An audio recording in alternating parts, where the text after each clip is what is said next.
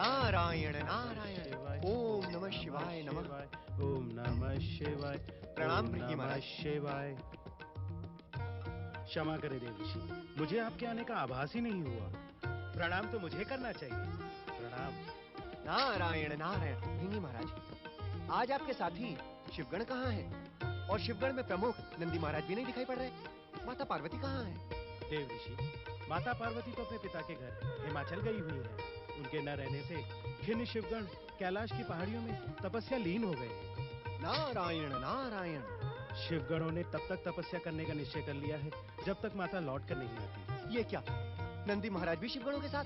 नहीं नहीं देवऋषि, गण प्रमुख नंदी महाराज तो माता पार्वती और श्री गणेश को लिवाने हिमाचल गए हैं। भोलेनाथ अकेले ध्यान में मग्न हैं, इसी कारण मैं उनकी सेवा में खड़ा हूँ। लंबे समय पश्चात आपके दर्शन पाकर मैं धन्य हुआ। दुखी ना हो भृंगी महाराज, अब हमारा कैलाश सुनसान नहीं रहेगा। नारायण नारायण। मेरा अनुमान है कि शीघ्र ही कुमार कार्तिकेय और मयूरेश्वर श्री गणेश यहाँ पहुँचने वाले हैं। धन्य हैं आप देवऋषि, धन्य हैं। भैया कुमार और भैया मयूरेश्वर के आने की सूचना सुनाकर आपने हमें धन्य कर दिया।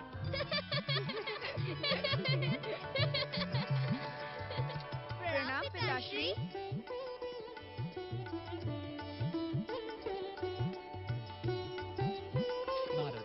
तुमने ठीक समय पर इन दोनों के आने की सूचना देकर कैलाश का वातावरण आनंदित कर दिया है। पिताश्री, कैलाश के सूनेपन का ज्ञान होते ही मैं कार्तिकेय भैया को लेकर यहाँ चला आया। मैं जानता हूँ मयूरेश्वर, परंतु तुम्हें कार्तिकेय की व्याकुलता और कैलाश के सूनेपन की सूचना देने में देवर्षि की भी महत्वपूर्ण भूमिका है। तुम दोनों को इनका आभार मानना चाहिए। देवर्षि, जिस प्रकार आपके भीतर संसार के कल्याण की भावना है, उसी प्रकार हर जीव के भीतर संसार कल्याण की भावना जाग जाए तो ये संसार कितना सुंदर हो जाएगा। यदि श्री शैल पर्वत गुफा में अदृश्य रूप से उपस्थित होकर आप भैया कार्तिकेय की व्याकुलता का अनुभव न करते तो मुझे भी परम देव श्री महागणेश की आज्ञा पाने में समय लगता। धन्यवाद देवर्षि। नहीं नहीं, मैं तो निमित्त मात्र हूँ। परम देव श्री महागणेश और भगवान भोलेनाथ अपनी इच्छा मात्र से मुझे गति देते हैं। सत्य तो ये है कि मैंने कुछ भी नहीं किया। मैं आपकी इस प्रशंसा के योग्य नहीं हूँ। एक भक्त को अपने जीवन में जिस मर्यादा का पालन करना चाहिए, तुम उसके आदर्श हो नारद। भक्त शिरोमणि के रूप में तुम्हारा नाम संसार में सदा अमर रहेगा। नारायण नारायण। भोलेनाथ, आज अनायास ही मुझे इतनी कृपा प्राप्त हुई है। मैं तो उसके योग्य ही नहीं हूँ। मेरे कर्तव्य की डोर तो आप सभी के हाथों में बनी है। नारद, कुमार कार्तिकेय के यहाँ चले आने से तुम्हारे नए कर्तव्यों का निर्धारण हो गया है। नारायण नारायण। भोलेनाथ, आप निश्चित रहे, कुमार कार्तिकेय के यहाँ चले आने से इनके गुरु ऋषि अगस्त्य को चिंतित नहीं होना पड़ेगा। मैं उनकी तपस्या पूर्ण होने से पूर्व ही उन्हें सूचित कर दूंगा। कुमार, मयूरेश्वर, तुम दोनों को कैलाश पर अपनी माता पार्वती को न देखकर आश्चर्य नहीं हुआ? नारायण नारायण। भैया कुमार, भैया मयूरेश्वर, अभी अभी मुझे भृंगी महाराज ने बताया कि माता पार्वती गौरी पुत्र श्री गणेश के साथ हिमाचल चली गई हैं और नंदी भैया उन्हें बुला लाने के लिए गए हैं। क्षमा करें भोलेनाथ, क्षमा करें, मुझसे भूल हो गई। जो बात आपको बतानी चाहिए थी भोलेनाथ, वो बात मैंने बताकर दृष्टता कर दी। नारायण नारायण। मुझे क्षमा कर दे भोलेनाथ, मुझे क्षमा कर। आपके कर्तव्य आपकी प्रतीक्षा कर रहे हैं देवऋषि। जो आज्ञा महादेव, जो आज्ञा। ओम नमः शिवाय नमः। मयूरेश्वर, क्या हमें भी माता श्री और गौरीपुत्र गणेश को मिलने हिमाचल महल नहीं जाना चाहिए? तुम जाओ बड़े भैया, मैं पिताश्री की सेवा में यहीं रहूंगा। सेवा का ऐसा अवसर बड़े सौभाग्य से मिलता है। ओम पितृदेवाय नमः। कुमार, इस समय तुम्हारा हिमाचल महल जाना आवश्यक है। हिमाचल राज हिमालय और महारानी मैना भी तुमसे मिलना चाहते हैं। जो आज्ञा पिताश्री। ओम नमः शिवाय।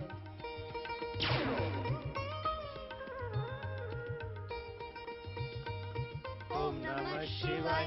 ओम नमः शिवाय। ओम नमः शिवाय। ओम नमः शिवाय। श्री गणेश, श्री गणेश।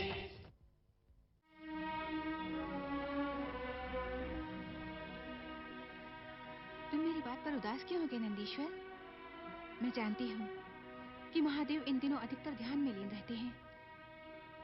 इसीलिए माता, आपको हम कैलाश ले जाने के लिए आए हैं। आपके बिना कैलाश सूना सूना सा लगता है। तुम तो जानते हो नंदीश्वर, विवाह के लंबे समय के पश्चात मैं माता पिता के पास हिमाचल आई हूँ और वे चाहते हैं कि मैं गणेश के साथ कुछ दिन और यहाँ रहूँ। लेकिन माता, हमारा धर्म हमें माता पिता की आज्ञा को ठुकराने की शिक्षा तो नहीं देता। माता पिता की आज्ञा मानना तो हर एक का धर्म है, परंतु आपके कैलाश पर ना होने से हम शिवगण सब अनाथों की भांति हो गए हैं। यदि इस समय श्री गणेश वहाँ होते तो हमारी उदासी समाप्त हो जाती। उनके साथ खेल में सम्मिलित होकर हम उदासी को भूल जाते। माता, गण प्रमुख नंदी महाराज, आप यहाँ चले आए और श्री गणेश बालक मयूरेश्वर के रूप में वहाँ प्रकट हो गए। इधर उधर क्या देख रहे हैं आप? मैं सत्य कह रहा हूँ, यदि आप कुछ समय धैर्य धारण करते तो आपको न यहाँ आना पड़ता, न ही निराश होकर जाना पड़ता। आप कहाँ हैं गौरी पुत्र श्री गणेश? आप हमें दर्शन क्यों नहीं दे रहे? श्री गणेश, इस समय मेरा मन बहुत व्याकुल है, कृपया मुझसे परिहास ना करें। इस समय आप मेरी सहायता करें। कैसी सहायता नंदी महाराज? माता पार्वती, कुमार कार्तिकेय और आपके चले आने से कैलाश का वातावरण सूना हो गया है। कुछ करें श्री गणेश, कैलाश को पुनः आनंदित करें श्री गणेश। अब तो आपकी प्रार्थना पर विचार करना ही होगा नंदी महाराज। नटखट गणपति की लीला देख रहे हो नंदी? मेरे पास यहाँ रहकर मुझे इसी तरह सताता रहता है ये। गजानन, देखो नंदी महाराज कितनी दूर से कैलाश से चलकर तुमसे मिलने आए हैं। इन्हें सताओ नहीं पुत्र। आओ नंदी महाराज, मुझे ढूंढ लो। श्री गणेश, श्री गणेश, आप कहाँ हैं? श्री गणेश, आप कहाँ हैं? श्री गणेश, आप दिखते क्यों नहीं? आप कहाँ हैं श्री गणेश? आप दर्शन देना। श्री गणेश, दर्शन दे श्री गणेश, दर्शन दे। नंदी भैया, मैं यहाँ हूँ। श्री गणेश, नंदी श्री गणेश, भैया। श्री गणेश, आप कहाँ हैं? दर्शन क्यों नहीं देते? नंदी भैया, मैं यहाँ हूँ। श्री गणेश, श्री गणेश, श्री गणेश, अरे श्री गणेश दर्शन दीजिए। अरे श्री गणेश दर्शन दीजिए। अरे श्री गणेश दर्शन दीजिए। श्री गणेश, श्री गणेश कृपया दर्शन दीजिए। श्री गणेश कृपया दर्शन दीजिए। श्री गणेश, श्री गणेश, श्री गणेश।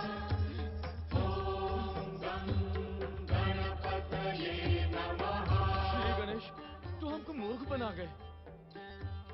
गौरी पुत्र ने तो आज हमको छका दिया। हे भोलेनाथ।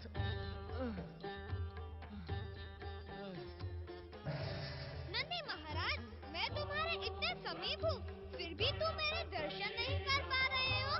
यह कितने दुख की बात है ना? मुझ पर दया करें गौरीपुत्र, मेरे साथ इस प्रकार आंख मिचोली का खेल ना खेलें।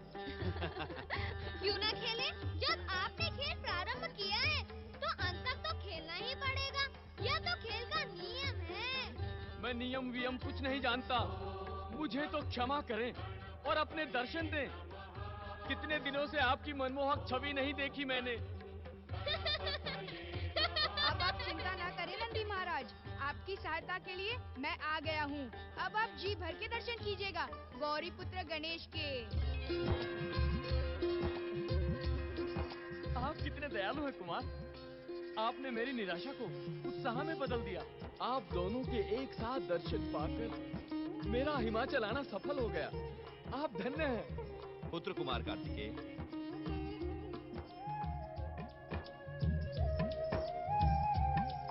दीर्घायु हो पुत्र, दीर्घायु प्रणाम हो। नाना श्री।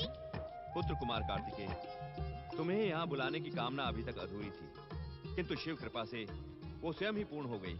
अब तुम दोनों अपनी माता के साथ यहीं रहो। हम तुम्हारी बाल लीलाओं का आनंद पाने के लिए कब से व्याकुल थे। अब हम तुम दोनों को यहाँ से जाने नहीं देंगे। परंतु नंदी महाराज के विषय में भी कुछ सोचिए नानी माँ। हमें साथ न ले जाने पर यह अपने स्वामी भगवान शिव को क्या मुंह दिखाएंगे? तुम भी हमारे साथ यहीं रह जाओ नंदी।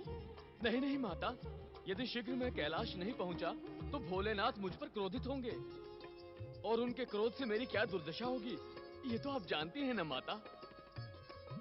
माताश्री, नंदी महाराज को कैलाश जाने दें। नंदी महाराज मयूरेश्वर गणेश पिताश्री की सेवा में पहुंच चुके हैं। इस कारण पिताश्री के क्रोधित होने का प्रश्न ही नहीं उठता। फिर भी आप यहाँ नहीं रुकना चाहते तो कैलाश जाकर भगवान शिव से इतना अवश्य कह दीजिएगा कि हम कुछ दिनों यहाँ रहकर।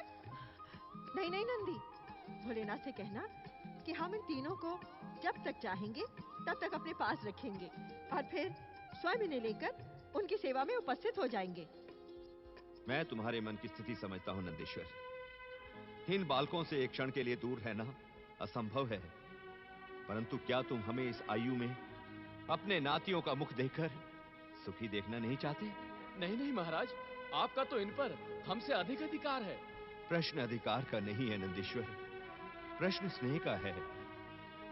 गजानन और अब कार्तिकेय के यहाँ आ जाने से इस आयु में ये लगने लगा है जैसे हम भी इन्हीं की तरह बालक हो गए हैं। इनकी बाल लीलाओं का दर्शन हमारे न जाने कितने जन्मों का पुण्य है। हमें इस पुण्य से वंचित ना करो नंदीश्वर, हमें इस पुण्य से वंचित ना करो।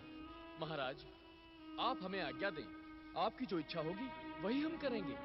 हे नंदीश्वर, मैं तुम्हें आज्ञा की नहीं, प्रेम और स्नेह की डोर से बांधना चाहता हूं। तुम्हारा कैलाश जाना अति आवश्यक है, अन्यथा मैं तुम्हें भी लौटने न देता। मुझे पूर्ण विश्वास है नंदीश्वर कि तुम्हारी प्रसन्नता से भोलेनाथ भी अति संतुष्ट होंगे। आप निश्चिंत रहें महाराज, मयूरेश्वर भोलेनाथ की सेवा में पहुंच चुके हैं। आप सबकी कृपा से हम शिव गणों को भी समझाने का प्रयास करेंगे। माता, महाराज हिमालय और महारानी मैना की जब तक इच्छा हो तब तक आप यहाँ निवास करें और हमें जाने की आज्ञा दें।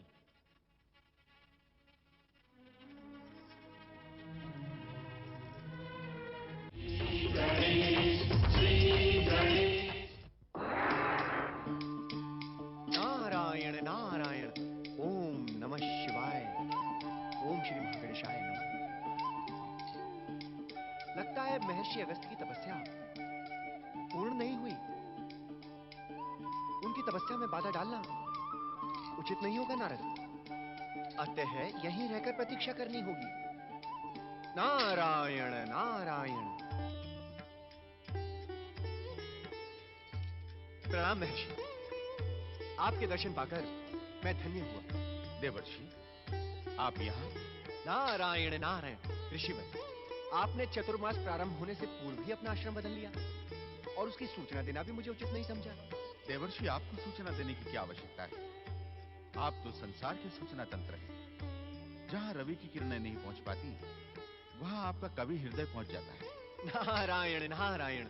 मैं जानता हूँ देवर्षि, आप मेरे शिष्य शिवपुत्र कार्तिकेय की सूचना लेकर यहाँ उपस्थित हुए हैं। ऋषिवर, परमदेव श्री महागणेश का संकेत पाकर शिवपुत्र कुमार कार्तिकेय मयूरेश्वर श्री गणेश के साथ कैलाश पहुंच चुके हैं।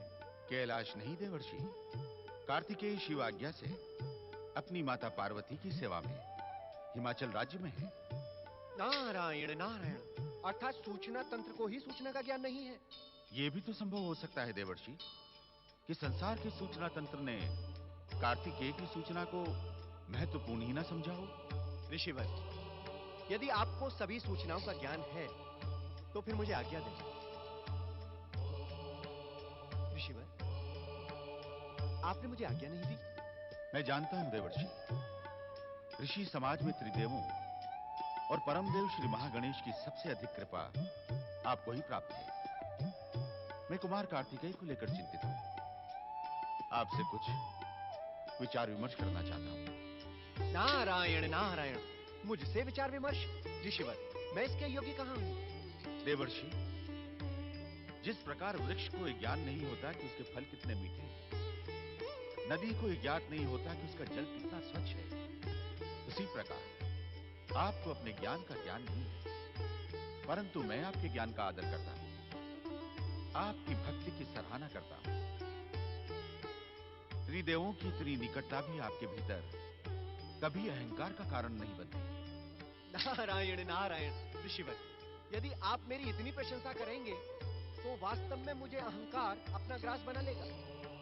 देव ऋषि, अहंकार तो आपकी ओर देखने का दुस्साहस भी नहीं कर सकता। कार्तिकेय के बार बार कैलाश चले जाने से उनकी शिक्षा और साधना में बाधा पड़ती है। इसी विषय को लेकर मैं चिंतित हूं। ऋषिवर, तपस्या में भी मेरा मन एकाग्र नहीं हो पाता। नारायण नारायण। महर्षि, कुमार कार्तिकेय जैसी दिव्य आत्माएं जनहित और लोक कल्याण के लिए ही अवतार धारण करती हैं। शिक्षा और साधना तो वे केवल समाज के सामने आदर्श प्रस्तुत करने के लिए ही स्वीकार कर लेती हैं। अतः आप कुमार कार्तिकेय के चले जाने से किसी प्रकार चिंतित ना हो। देवर्षि, मैं कुमार कार्तिकेय के कैलाश चले जाने से चिंतित नहीं हूं। मैं अपने दायित्व को लेकर चिंतित हूं। महर्षि, आप तो इस संसार के आदर्श हैं, इस सृष्टि की प्रेरणा है। आप ही ने संसार को यह शिक्षा दी है कि चिंता के समय चिंतित ना होकर व्यक्ति को अपनी समस्त चिंताओं को अपने आराध्य के चरणों में समर्पित कर देना चाहिए। देवऋषि, आप धन्य हैं। उचित समय पर उचित परामर्श देकर आपने मेरी दुविधा और चिंता का अंत कर दिया। अब मैं निश्चिंत होकर पुनः अपनी तपस्या प्रारंभ कर सकूंगा। नारायण नारायण। ओम सूर्य देवाय नमः। ओम अदितिपुत्राय नमः। ओम हिरण्यगर्भाय नमः। ओम भास्कराय नमः। ओम भुवनेश्वराय नमः। ओम सूर्यदेवाय नमः। ओम अदितिपुत्राय नमः। ओम हिरण्यगर्भाय नमः। ओम भास्कराय नमः। ओम भुवनेश्वराय नमः।